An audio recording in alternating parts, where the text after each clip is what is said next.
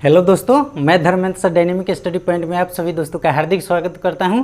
अगर आप मेरे चैनल पर नए हैं तो चैनल को सब्सक्राइब, लाइक, कमेंट और अपने दोस्तों के पास शेयर जरूर करें। तो आइए आज हम लोग बेसिक मैथ के बारे में जानकारी प्राप्त करेंगे। जैसा कि आप बोर्ड पे देख रहे हैं, तो कहा जाता है दोस्तों कि ध्यान से देखिए उस नन्ही से नन्ही चींटी को, ध्यान से देखिए उस नन्ही से नन्ही चींटी को जो अपने मंजिल को पाने के लिए खुदेर देती है कठोर से कठोर मिट्टी को। तो आइए हम लोग देखते हैं कि पहला पॉइंट हम लोगों का क्या है। शून्य का गुना। शून्य का गुना दोस्तों कैसे होता है, किस तरह होता है, इसके बारे में जानकारी प्राप्त करेंगे। शून्य का गुना, किसी भी संख्या में शून्य से अगर गुना करते हैं तो क्या आता है।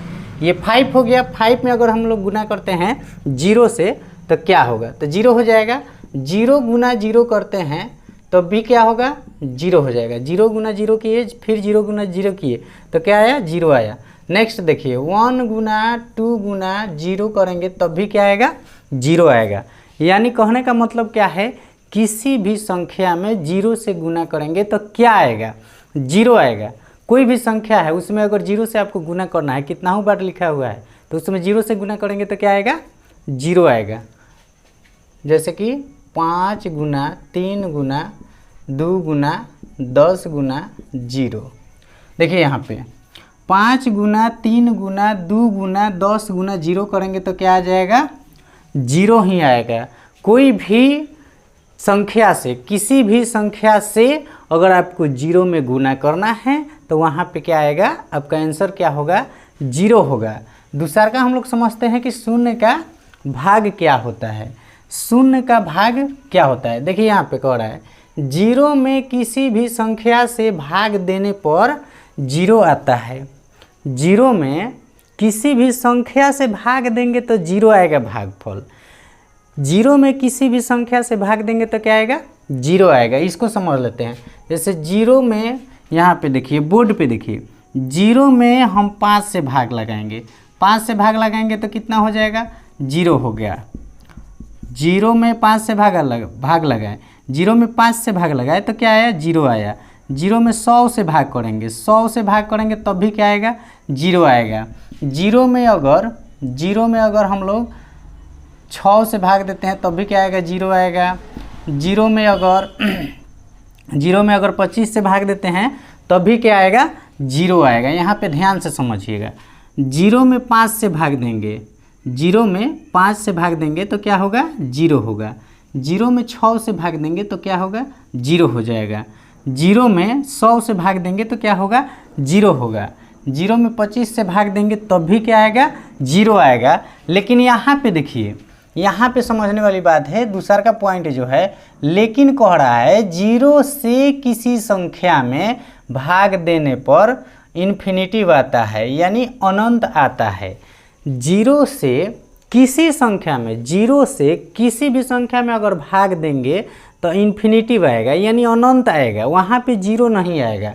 लेकिन 0 में किसी संख्या से भाग देते हैं तो 0 आएगा। इसमें समझना क्या है, आपको समझने वाली बात क्या है, मैथ को समझा जाता है। मैथ अगर आपको समझ में आ गया तो आपको हल करने आ जाएगा। मैथ नहीं समझे आपसे बनने वाला नहीं है। तो मैथ में जितना ध्यान से हो सके उतना ध्यान से आपको समझना है।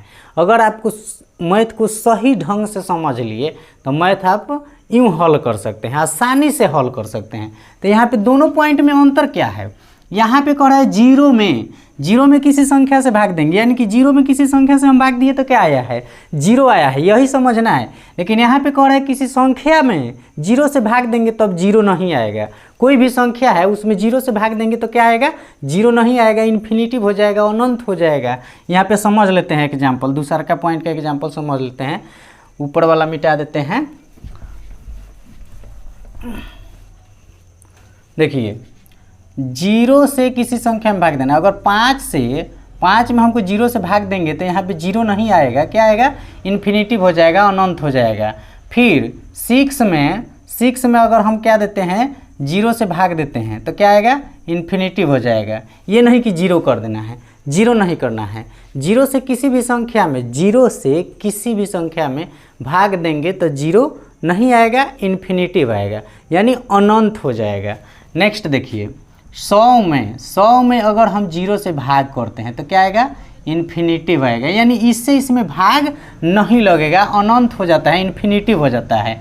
अगर 5 है, अब 50 है, इसमें 0 से भाग कर रहे हैं, 0 से भाग कर रहे हैं तो कितना होगा, 50 में 0 से भाग करेंगे तो क्या आएगा, 0 आएगा।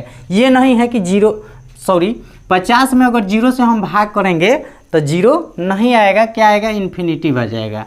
50 में 0 से भाग कर रहे हैं तो इन्फिनिटिव आएगा, लेकिन 0 में किसी संख्या से भाग देंगे, जैसे 10 से भाग दिए, 5 से भाग दिए, 2 से भाग दिए तो क्या आएगा, 0 आएगा। जैसे कि यहाँ पे बता दिए हैं कि 0 में किसी संख्या से भाग देंगे तो 0 आएगा, लेकिन किसी संख्या में 0 से भाग देंगे तो 0 नहीं आएगा, इन्फिनिटिव हो जाएगा। इसको क्या कहते हैं, अनंत कहते हैं। फिर एक बार इसको समझ लेते हैं, 0 में किसी संख्या से किसी भी डिजिट से भाग देने पर क्या आता है, 0 आता है, लेकिन किसी संख्या में 0 से भाग देने पर 0 नहीं आता है तो क्या लिखेंगे, वहाँ पे इन्फिनिटिव लिखेंगे, यानी कि अनंत होता है। जैसे 0 से भी अगर 0 में भाग देंगे तो 0 नहीं आएगा, इन्फिनिटिव आ जाएगा। क्या आ जाएगा, इन्फिनिटिव आ जाएगा।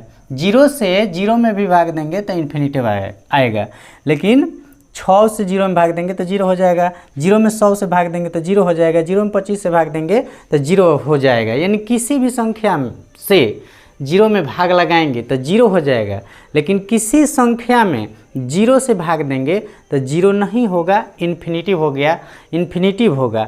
आज के लिए इतना ही साथ दोस्तों, फिर हम लोग नेक्स्ट वीडियो में मिलते हैं। तब तक के लिए सभी दोस्तों को जय हिंद।